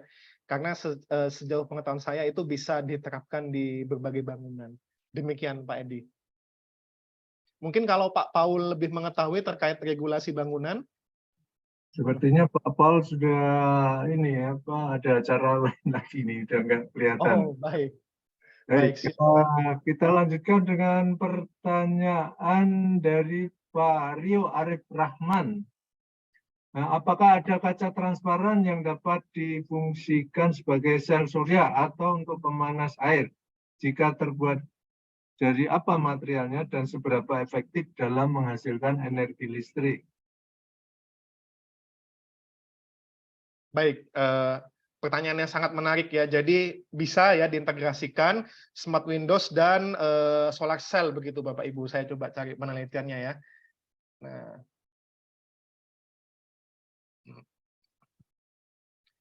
Nah, jadi ini adalah gabungan antara Smart Windows ya dan transparan solar cell. Nah, jadi ketika Bapak Ibu memasukkan kata kunci ya, Smart Windows, Solar Cell, nanti akan muncul berbagai macam berita dan juga artikel ilmiah begitu ya. Di mana di sini bisa berfungsi sebagai keduanya. Nah, ini. Jadi dia akan berubah warna ketika temperatur 35 derajat dan 46 derajat. Dapat berubah warna dari transparan ke warna kuning, orange, red, dan brown dalam waktu 7 detik. Nah, kemudian dia juga bisa menghasilkan listrik ya. Di sini materialnya adalah perovskite kalau disebutkan ya. Nah, di sini sudah dipublikasikan di Nature Publication. Nah, ini. Jadi materialnya adalah formamidinium metal halide perovskite. Nah, ini bisa kemudian sebagai Smart Windows juga dan juga bisa menghasilkan listrik juga. Jadi dua fungsi begitu. Dan ada banyak sekali, tidak hanya ini saja ya. Dan ini kan luar biasa ya, penelitian tentang ini dipublikasikan di Nature karena memang sedang naik daun ya penelitian tentang jendela cerdas yang diintegrasikan dengan panel surya begitu. Namun tentu efisiensi dari panel suryanya tidak setinggi dari panel surya konvensional ya. Nah, karena memang fungsinya biasanya bukan untuk menghasilkan energi, tapi lebih ke menghemat energi. Meskipun bisa juga mengenerate energi. Begitu, Pak Edi. Baik. Berikutnya dari Mas Fikri Nur. Izin bertanya, dalam penggunaannya jendela termokromik dengan jendela konvensional yang dilengkapi tirai, lebih efisien mana dalam hal penyerapan termal? Terima kasih sebelumnya. Baik. Nah, jadi ada artikel ilmiah yang membandingkan berbagai macam fenestrasi, jenis fenestrasi ya, atau jenis tirai dengan termokromik. Nah, ini tidak bisa kita simpulkan begitu apakah lebih hemat atau lebih rendah smart windows ya, karena termokromik itu juga beraneka ragam ya, dan teknologi tirai juga beraneka ragam. Namun ketika kita menggunakan yang standar ya, misalkan kan fungsi tirai itu bukan untuk menghalang kalor ya, tapi fungsi tirai itu lebih untuk menghalang cahaya matahari. Nah, jadi jelas kalau kita berbicara tentang kalor ya, maka smart windows yang memiliki performa yang lebih baik dibandingkan dengan tirai. Nah, meskipun ada berbagai macam penelitian review ya yang membandingkan hal tersebut. Sebentar, saya coba cari ya. Nah, saya pernah baca papernya ya, perbandingan berbagai macam jenis fenestrasi ya.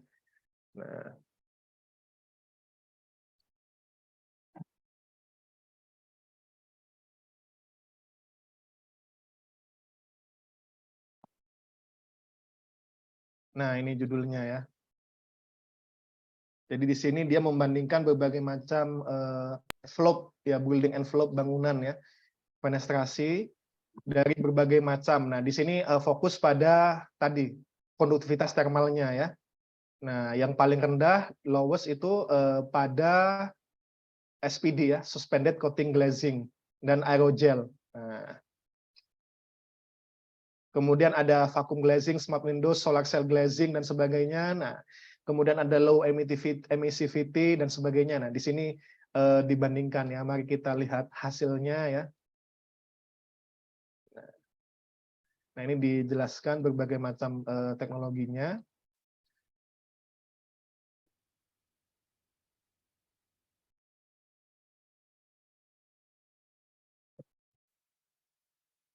Di paling bawah ya. Oke.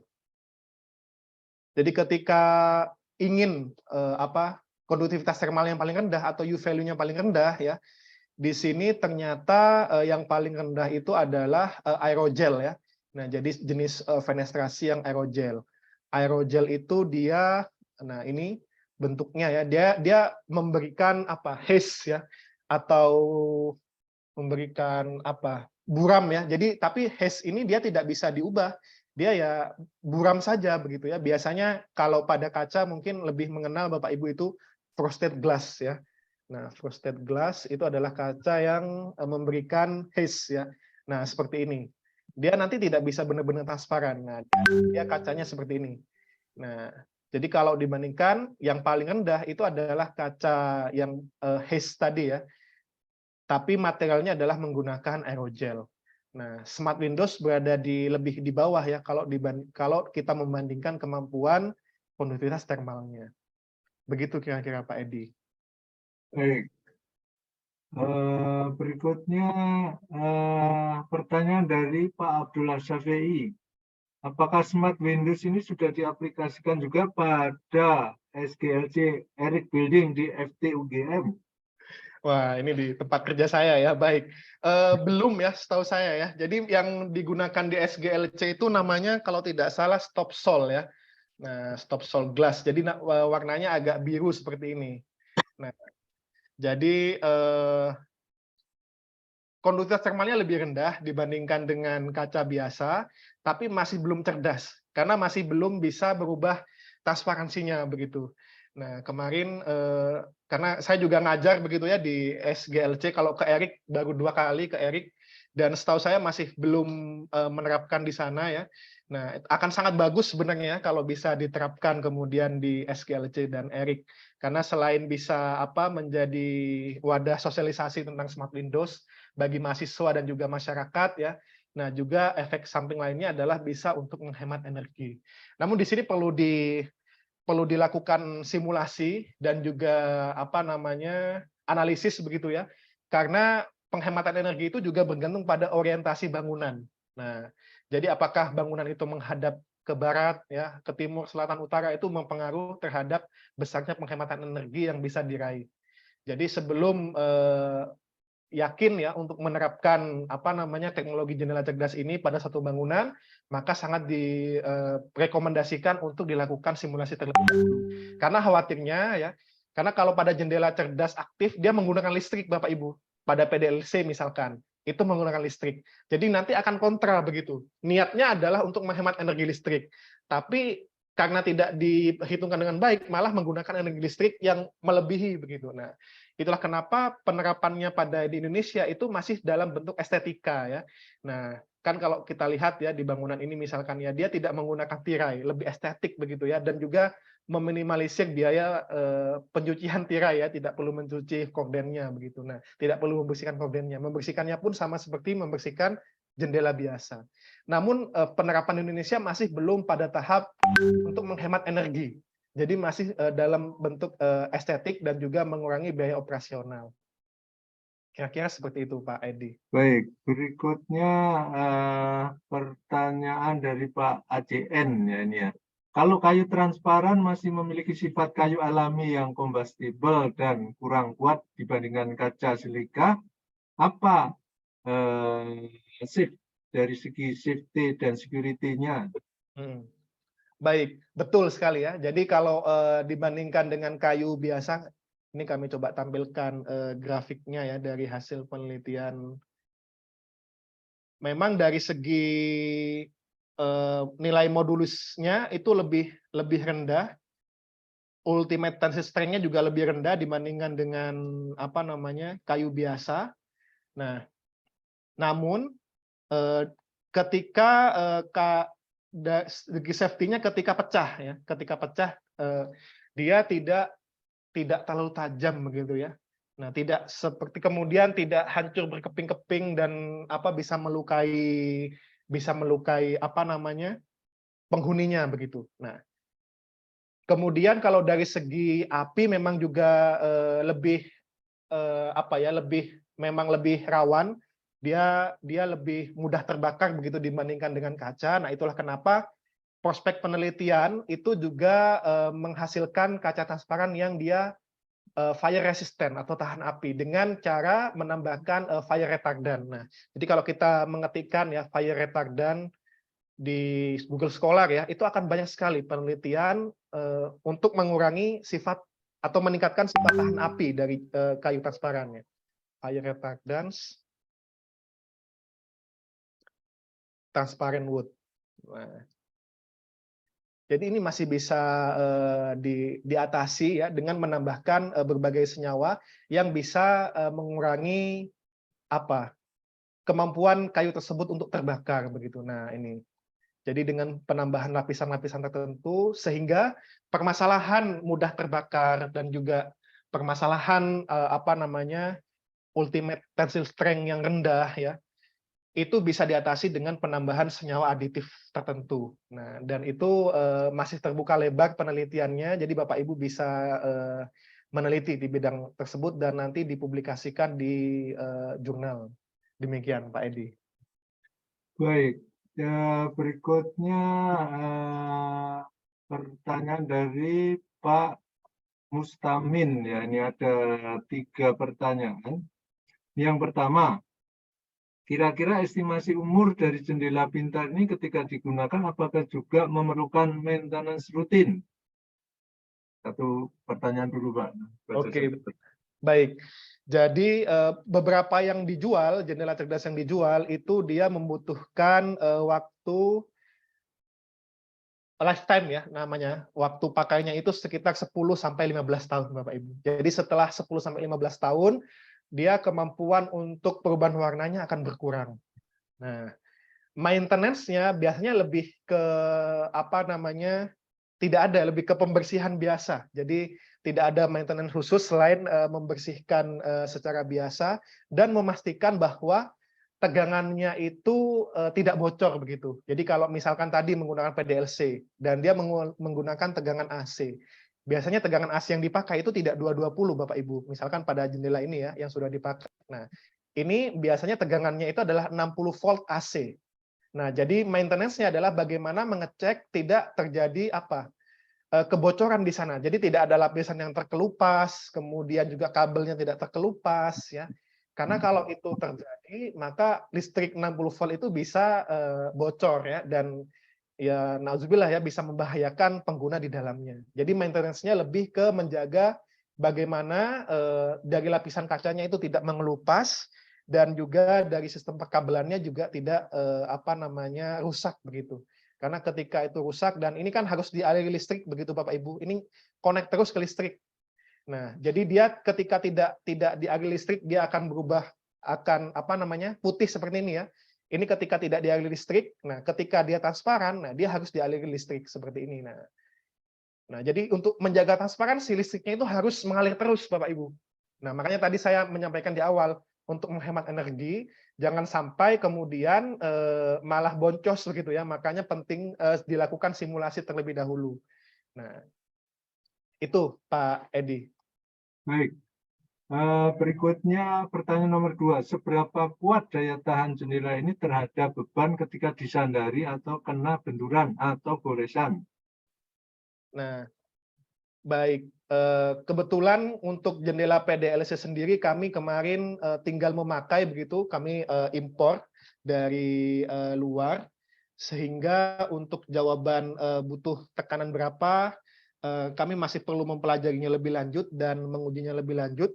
Namun dia bisa dibersihkan menggunakan pembersih jendela biasa begitu. Jadi kalau kemudian tidak terlalu kuat tekanannya, nah dia masih bisa tahan. Dan juga ketika kita melihat strukturnya Bapak Ibu, nah sebelum ke lapisan yang berubah warnanya, jadi sebelum ke lapisan kromogeniknya, dia akan dilindungi oleh lapisan-lapisan lainnya. Misalkan ketika kita menggunakan jendela PDLC. Nah, ini saya tampilkan terlebih dahulu. Nah, jadi lapisan yang berwarnanya itu dia berada di bawah dari lapisan pelindung. Nah, jadi ini, jadi lapisan yang berubah warnanya, kristal cair dan polimernya itu berada di lapisan yang diapit oleh lapisan konduktor transparan ini. Nah, kemudian ada substrat dan biasanya dilapisi juga dengan polimer dan sebagainya. Sehingga secara kekuatan dia tidak mudah luntur atau tidak akan lepas begitu kalau memang tidak terkena impact yang tajam begitu ya. Nah, kalau konduktornya mengelupas karena benda tajam dan sebagainya, nah maka itu akan terjadi kebocoran. Berapa kemudian kekuatan untuk mengelupasnya? Nah, itu bergantung pada lapisan pelindungnya. Mungkin kalau kita menggunakan Gorilla Glass begitu ya.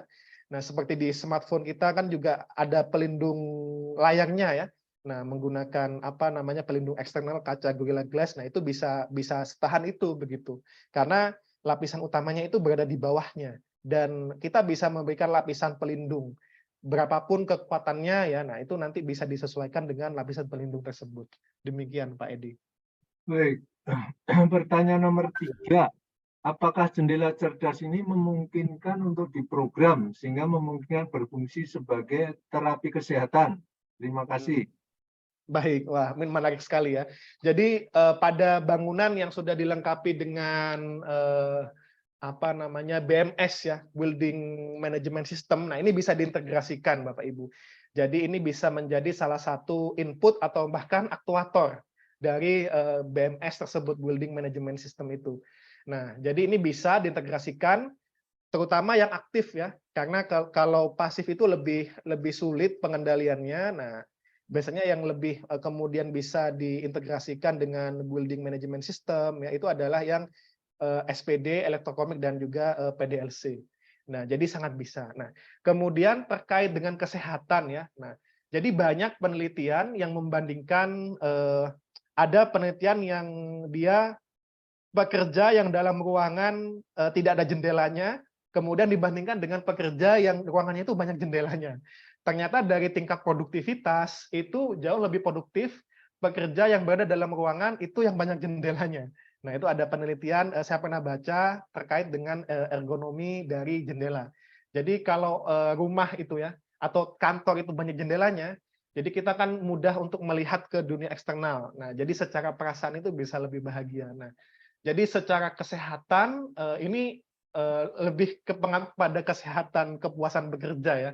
Nah, itu yang pertama. Kemudian ketika kita menggunakan jendela cerdas ini, nah kita juga bisa menahan sinar UV-nya. Tadi menggunakan fotokomik, kita menahan sinar UV. Jadi yang kita dapatkan adalah cahaya yang tidak mengandung sinar UV, sehingga tidak membahayakan kulit. Jadi cahaya yang sudah melewati jendela fotokomik ini, itu bisa dikatakan juga lebih sehat, karena UV-nya sudah terabsorpsi pada lapisan fotokomik ini. Nah, namun ini masih ketika ingin membahas ke kesehatan ya, tentu perlu penelitian lebih lanjut. Nah, jadi Bapak Ibu untuk kalau dibilang tingkat kesiapan teknologi ya dari jendela cerdas ini mungkin sepertinya masih masuk di 6 ya atau mungkin 5 ya. Jadi banyak sekali masih kandidat-kandidat material ya yang sangat prospektif untuk diteliti dan menjadi bahan dari jendela cerdas ini sendiri. Nah, yang sudah diimplementasikan dan sudah diproduksi, nah biasanya terkendalanya di harga yang sangat mahal, sehingga tidak kemudian luas, meskipun sangat bagus ya. Tapi kalau harganya mahal kan kita berpikir 2 kali bahkan 3 kali ya untuk menggunakan teknologi tersebut. Demikian Pak Edi. Baik, berikutnya pertanyaan dari Pak Wayan Widiana dari BRIN. Untuk Smart Windows pasif, apakah dimungkinkan penggunaan material fotokromik dan termokromik secara bersamaan? Apakah memberikan hasil yang lebih sempurna? Baik, nah ini dikombinasikan ya, ditandem begitu ya. Nah, setahu saya menjadi mubazir begitu ya kalau kemudian ditandem, karena dari apa namanya fotokomiknya sendiri itu kan dia fungsinya untuk UV begitu. Namun saya pernah membaca yang ditandem itu bukan jenis teknologinya, tapi kayu transparan. Dia ditandem antara kayu transparan yang hardwood dan softwood. Nah, ada kayu transparan dari kayu-kayuan yang keras gitu dan ada kayu-kayuan yang lembut. Nah, itu ditandem begitu. Nah, itu bisa meningkatkan, bisa menurunkan mobilitas termal. Tapi untuk dimungkinkan, saya rasa dimungkinkan begitu, tapi sejauh yang saya baca belum ada begitu yang apa namanya mengintegrasikan ya fotokomik dan termokomik secara langsung. Nah, kita bisa cek ya, misalkan Smart Windows Combination ya, kata kuncinya ya, fotokomik and electrochromic. Nah, saya belum pernah baca sebelumnya. Nah, biasanya dibedakan, biasanya sendiri-sendiri. Jadi kalau membahas fotokomik, ya fotokomik itu sendiri, kalau termokomik itu sendiri. Namun memungkinkan ya, karena kan memang parameter yang berbeda ya. Kalau fotokomik kan tadi dari UV-nya, tapi kalau termokomik dari infrarednya, sehingga kita bisa mengkombinasikan keduanya begitu ya. Tapi belum ada ini ya. Oke, demikian Pak Edi. Menarik ya, diteliti lebih lanjut.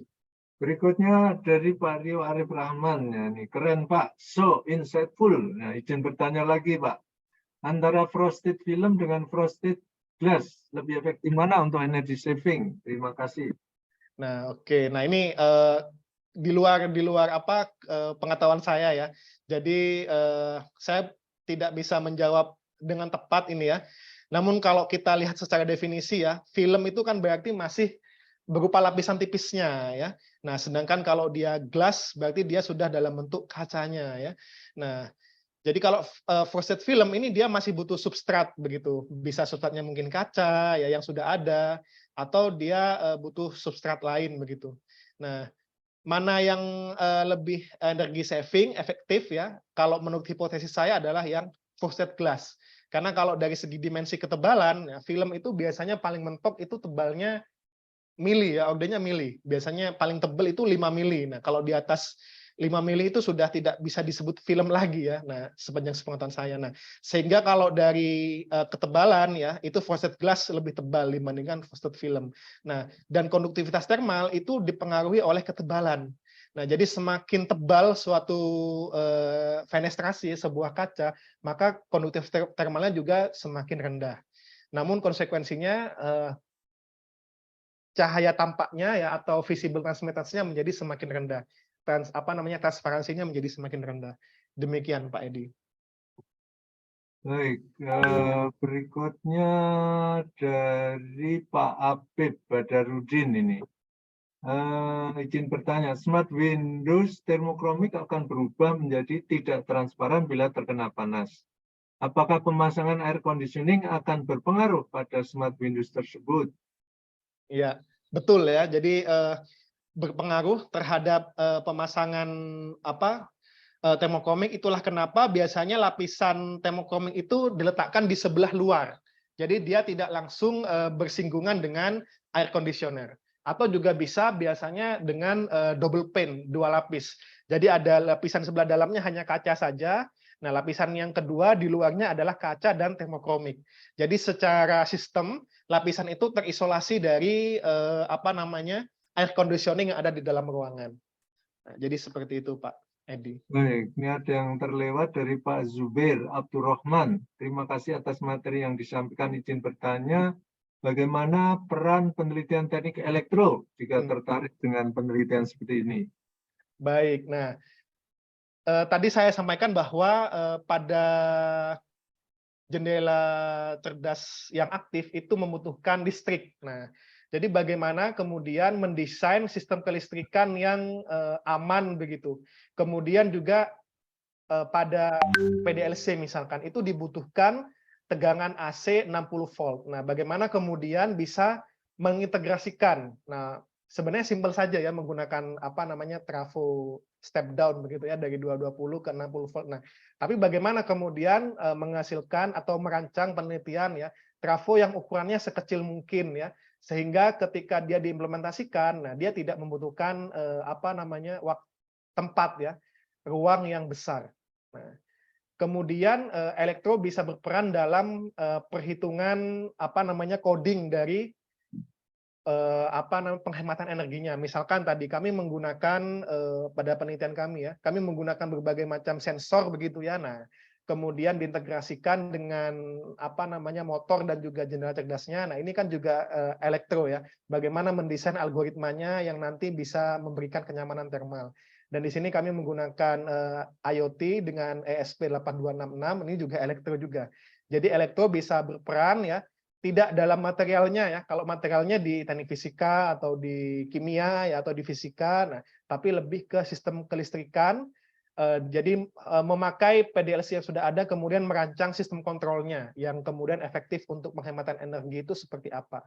Skenario-skenarionya termasuk dalam pembuatan aplikasinya ya bekerjasama dengan teknik informatika atau teknik komputer begitu. Nah, demikian Pak Edi. Baik, ini yang tertulis di chat sudah habis. Barangkali ada yang ingin bertanya secara langsung dengan mikrofon. Silakan, mikrofonnya sudah aktif. Seandainya ada yang ingin bertanya langsung.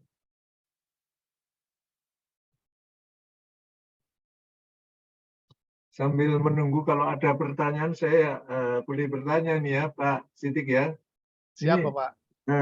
Kalau di grup Pak Sidik ini berapa orang yang bekerja masalah Smart Windows ini?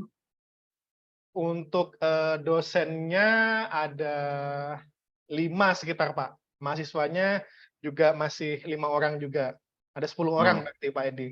Oh, 10 orang. Sudah berapa lama nih? Sejak dari tahun berapa nih? Sejak 2021 Bapak. Oh, sejak 2021 ya. Oke. Ini udah banyak aktivitas ya, walaupun baru 2 tahun yang lalu nih sepertinya ini. Kemarin diminta untuk menganalisis bangunan yang ada di UGM itu, tapi tidak sampai ke ini izin melaporkan proyek dari kelompok kami, kelompok riset kami, tapi tidak sampai ke penggunaan Smart Windows-nya, tapi lebih ke jendela yang kemudian dilapisi oleh film begitu. Jadi belum smart. Nah, ini pada gedung TLC di vokasi UGM. Nah, jadi gedungnya ini langsung menghadap ke matahari begitu. Jadi sangat silau. Nah, ada 2 gedung, ada 2 ruangan, ada ruang finance dan meeting room. Nah, kemudian kami simulasikan ada berbagai macam skenario ya. Skenario yang pertama dari lapisan yang bawah itu menggunakan transparansinya yang 20%. Kan biasanya kalau mobil kita bisa memilih lapisan filmnya itu berapa persen begitu. Nah, semakin tinggi persentasenya dia semakin gelap, Bapak Ibu ya. Nah, kalau di sini dia semakin tinggi persentasenya, semakin cerah. Ini kebalikannya dari yang mobil ya. Berarti dia 0%, artinya dia gelap total sama sekali ya. Nah, di sini kami mensimulasikan berbagai macam skenario ya. Nah, kemudian kami simulasikan menggunakan apa namanya Dialux. Nah, Dialux. Jadi bagaimana kemudian ketika kami menggunakan skenario 1, 2, 3, nah untuk dilihat persebaran apa namanya intensitas cahayanya. Nah, ini kemudian kami memberikan hasil analisis ya, bahwa ternyata dari hasil simulasi skenario 2, yakni semua jendela tertutup tin film dengan susunan 20%, 40%, 60% yang bisa mendekati pencahayaan yang dikomunikasikan oleh SNI. Nah, ini berbagai macam apa namanya pelapisnya. Nah, taksiran harganya ya. Nah, bahkan kami juga membuat prediksi untuk taksiran 2 juta ya untuk finance room dan meeting room. Ini seperti stiker Bapak Ibu. Jadi alih-alih menggunakan apa namanya korden begitu ya. Nah, kita bisa menggunakan film atau stiker yang kemudian ditempelkan ke kaca begitu. Nah, ini salah satu proyeknya Pak Edi. Oke, baik. Ini ada pertanyaan yang terselip nih dari Pak Wayan Widiana ya. Untuk ruangan yang mengelola zat radioaktif jenis bahan apa yang dapat digunakan untuk Windows-nya, mengingat efek radiasi yang bersifat merusak? Baik, nah radiasi pengion ya, itu biasanya kan kemarin kami melakukan apa namanya pengabdian masyarakat begitu mengukur apa namanya tingkat radiasi di Rumah Sakit Akademik UGM pada ruang X-ray dan juga apa namanya MRI. Nah, itu kami melakukan pemetaan. Nah,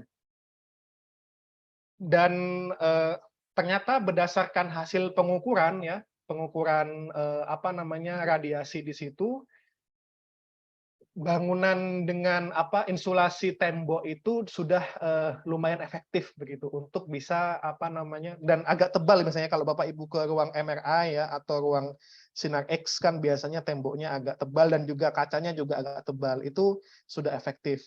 Nah, kemudian apakah ada jendela cerdas yang spesifik begitu untuk menahan radiasi? Nah, ini menarik ya.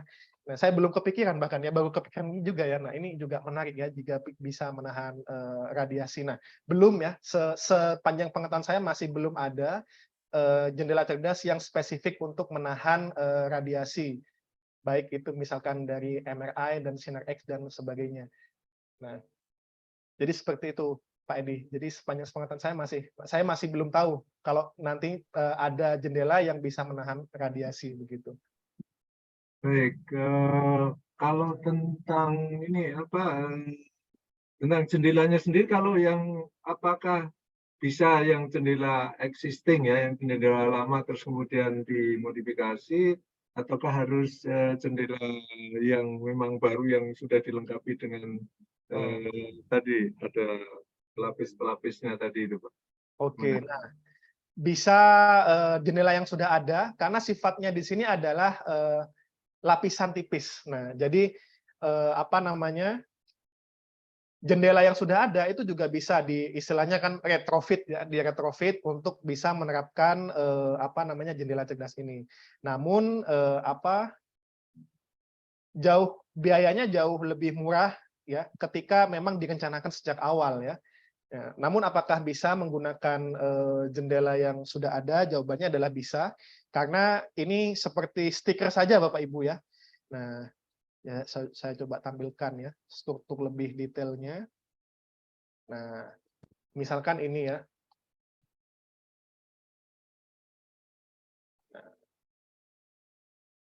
Nah, ini. pada PDLC misalkan ya. Ini lapisan tipis ini. Ini lapisan tipis tebalnya sekitar 2 mili atau 3 mili begitu ya. Nah, ini bisa langsung ditempelkan pada jendela. Nah, ada perekatnya, ada silannya ya. Nah, jadi tidak harus kemudian jendela baru begitu. Nah, jadi jendela lama pun itu bisa diterapkan. Kita bisa melihat ya, ini proses pemasangannya ya. Jadi bentuknya lapisannya seperti ini Bapak Ibu. Nah, ini digunting. Nah, ini digunting lapisannya 2 mili, kemudian nanti akan dipasang begitu ya. Nah, ini diukur ya. Diukur pemasangannya. Nah, nanti pemasangannya seperti ini. Nah, jadi jendela yang sudah ada kemudian akan dipasang. Nah, tapi di sini butuh pengkabelan, sistem pengkabelan. Nah, nanti mungkin akan dibuat saluran-saluran kabelnya. Jadi frame-nya itu akan dilubangi, frame aluminiumnya akan dilubangi sehingga kabel. Demikian Pak Edi. Baik, kalau target penggunanya menurut Pak Siddiq ini siapa saja nih yang layak dan mungkin tidak merasa justru membutuhkan gitu. Membutuhkan ya, baik. Jadi yang layak ya, pertama rumah sakit tadi ya, karena sebisa mungkin rumah sakit itu mengurangi penggunaan tirai ya, karena tirai bisa menjadi tempat bakteri atau patogen untuk tinggal. Jadi sangat direkomendasikan sebenarnya di rumah sakit begitu penggunaannya. Kemudian yang kedua adalah perkantoran-perkantoran yang memang membutuhkan ruang privasi ya. Nah, misalkan tadi di BSSN ya, kemudian di bank ini ya banyaknya ya, karena di situ banyak aktivitas yang tanda petik ya sifatnya privacy begitu ya. Nah, sehingga ini cocok begitu ya diterapkan. Meskipun ya tidak terbatas pada itu ya, di ruang manapun, bangunan manapun ya. Misalkan kalau di di Jepang ya, itu dipakai di kamar mandi Pak Edi ya. Nah, ini kita coba lihat ya. Nah, jadi kondisi awalnya kamar mandinya transparan. Ketika baru ada orang, baru. Nah, ini di videonya Jeremy Pauline ya. Jeremy Pauline, toilet Jepang. Nah, ini nih kalau di negara maju, itu di aplikasinya di toilet. Nah, ini bisa kita lihat video. Oke guys, Nah, ini dari luar transparan Bapak Ibu ya. ini adalah toilet Jepang, toilet umum ya, yang viral. Waduh, transparan guys, kita bisa lihat dari luar. Oke, wastafelnya, toiletnya, semua bisa terlihat dari luar guys. Nah, sebenarnya warnanya bisa beraneka ragam. Nah, kalau di Indonesia kan tadi warna putih ya, karena kita tidak membuat ya, kita impor begitu. Nah, kalau membuat Bapak Ibu bisa beraneka ragam warna, bisa Mejiku Hibiniu begitu. Wadidaw. Nah, sekarang kita masuk guys. Nah, ini kita masuk. Pas kita masuk, masih transparan ya guys. Kita juga bisa lihat keluar. Bisa lihat keluar guys. Tapi kalau kita kunci ya. Jika dikunci nanti akan langsung opak ya, atau translucent. Nah, ini. Wah, nggak bisa apa-apa guys, nggak bisa keluar. Jadi langsung nggak transparan lagi. Kalau dikunci. Jadi ini konsepnya adalah ketika transparan dia harus dialiri listrik terus. Jadi secara penggunaan energi, kalau toilet ini banyak yang memakai, nah energi listriknya jauh lebih rendah dibandingkan ketika toilet ini tidak ada yang memakai begitu. Karena kalau tidak dipakai kan dia transparan. Nah, untuk transparan harus dialiri listrik. Tapi kalau banyak yang memakai, energi listriknya malah rendah begitu ya. Karena lebih banyak off-nya. Dia kondisi off itu adalah tidak berwarna begitu Bapak Ibu.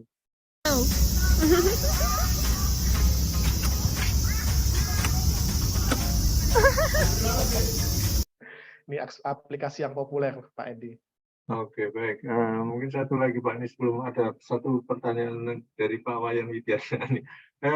Potensinya kalau dikembangkan di Indonesia bisa juga nih Pak, bisa membuat lapisan ini akan menarik sekali gitu ya. Kalau kita bisa mengembangkan ada pabrik sendiri juga di nasional, mungkin kan bagus ya. Ini kira-kira menurut Pak Siddiq gimana ini Pak? Baik. Jadi untuk potensi untuk kita sebagai produsen di bidang smart windows ini ya, jadi komponen utama material yang sering dipakai adalah tungsten oxide ya, atau beberapa logam tanah jarang. Nah, dan saya kurang tahu ya untuk komposisi atau kandungan tungsten di Indonesia apakah rendah atau tinggi ya. Namun yang bisa kita banggakan itu adalah timah ya. Karena lapisan transparan ya atau konduktor itu kan dia menggunakan timah. Nah, salah satu konduktor transparan yang paling terkenal itu adalah FTO, ya, fluorine tin oxide, ya. Nah, di mana di situ adalah bahan bakunya itu adalah timah, begitu. Nah, kita bisa kemudian fokus pada pembuatan konduktor transparannya. Nah, jadi penghantar listrik tapi dia transparan. Nah, menggunakan fluorine tin oxide FTO. Nah, jadi sangat bisa kita kemudian menurut saya hemat saya pribadi, kita bisa menjadi produsen karena kita memiliki kekayaan timah terbesar kedua di dunia, begitu, dengan bahkan kita punya pulau namanya Pulau Timah, begitu ya, di Bangka Belitung, dari saking besarnya potensi timahnya. Dan selama ini timah dari kita itu lebih banyak diekspor dalam bentuk batangan atau ingotnya, begitu ya. Padahal kalau itu diolah menjadi FTO, nah itu bisa menjadi bahan baku dari jendela cerdas ini. Baik, ini dari Pak Wayan Widiana nih Pak. Apakah material PB dapat digunakan sebagai smart windows? Karena beberapa ruangan yang mengelola zat radioaktif menggunakan bahan dasar PB. Oke, baik. Nah, sebisa mungkin PB ini kan termasuk logam berat ya, dan logam yang bisa mencemari lingkungan. Nah, kalau PB di sini biasanya kalau dalam smart windows itu istilahnya berbeda dengan PB plumbum atau raksa ya, tapi biasanya Prussian Blue singkatannya PB. Nah, coba saya cari ya, apakah bisa, karena saya belum pernah membaca begitu smart windows yang menggunakan PB ya.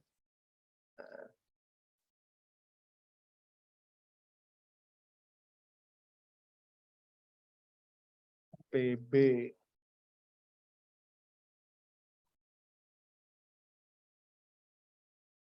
Timbal ya, timbal belum ada ya, belum ada, karena mungkin kontra dengan sifat dari smart windows itu kan ingin mereduksi energi bangunan, harapannya bisa menjaga kelestarian lingkungan ya. Tapi kalau kemudian menggunakan unsur timbal ya, PB, nah itu malah bisa membahayakan ya. Nah, ini bisa diteliti nih. Jika PB memiliki sifat untuk menahan radiasi, nah maka itu bisa kemudian digunakan sebagai smart windows yang tahan terhadap radiasi. Demikian kira-kira Pak Edi. Menarik sekali ya. Ya, baik, menarik sekali Pak. Teman ini sudah mendekati 17.30.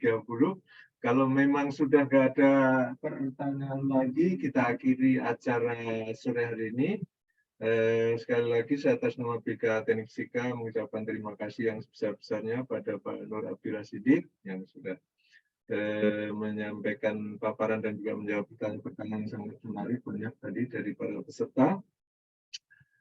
Mudah-mudahan ini penelitiannya berkembang maju ya Pak ya, dapat banyak sponsor ini Pak. Amin. Nah, sampai komersialisasi. Terima kasih pada Pak Paulija yang tadi menyampaikan pertemuan sore hari ini, dan terima kasih pada ibu-ibu dan bapak-bapak sekalian ya. Kita akhiri acara sore hari ini, kita lanjutkan besok sore tentang IoT untuk monitoring polusi ya. Silakan yang tertarik untuk bergabung di acara besok sore. Mohon maaf kalau ada hal yang kurang berkenan, tetap waspada dengan protokol kesehatan ya. Terima kasih. Wassalamualaikum warahmatullahi wabarakatuh. Selamat sore. Waalaikumsalam warahmatullahi wabarakatuh. Terima kasih banyak Pak Edi, Bapak Ibu. Terima kasih. Terima kasih Bapak Ibu. Terima kasih.